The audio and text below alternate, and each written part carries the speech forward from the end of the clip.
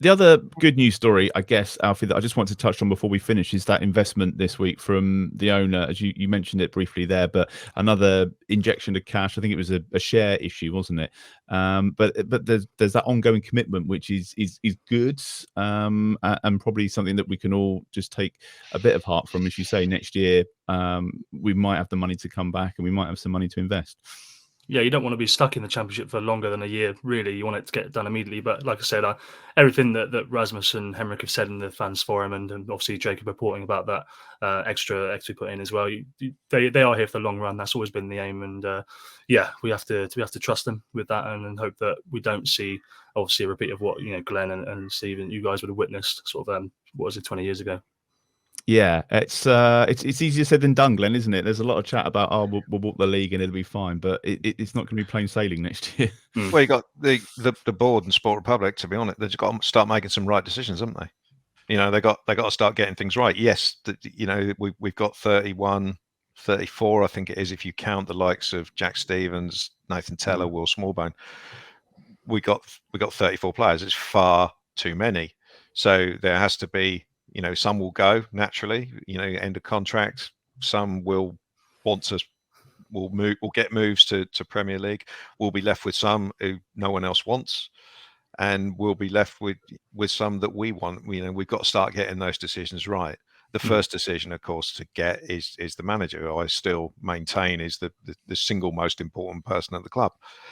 And yeah, Sport Republic basically have to let the manager manage, and they have to start getting some decisions right. Otherwise, we're going to be massively struggling. But there will be issues, regardless, because it is a bit of a culture shock to find yourself in the Championship. And going back to 20 years ago, I think if memory serves, we drew something like 6 out of the first 8 or something like that when we first we had a run of 9 draws in a row, I think. Yeah, it was mad. It was mad. We just couldn't get over the line in virtually any game, and pretty soon people who were saying, "Oh, we're going to win loads of games in the Championship," people were realising that it wasn't really the case. Now, obviously, the Championship has changed, but you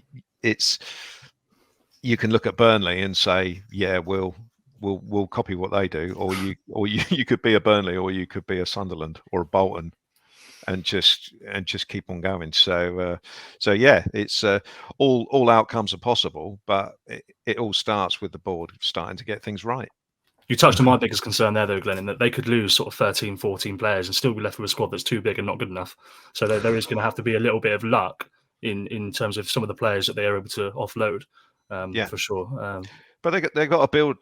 They've got to build. They've got to recruit based on getting a decent team on the pitch, not recruit in terms of, well, we can sell him for more money later on.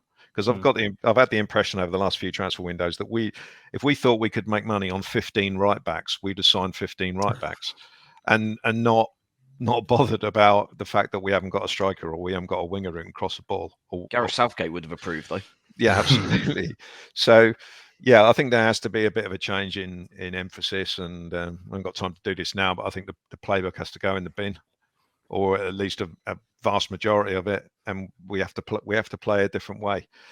And we'll see what happens. But yeah, the squad is going to take a lot of management next year, and the recruitment and the letting people go is going to have to be spot on for all the pieces to fall into place to make an immediate return.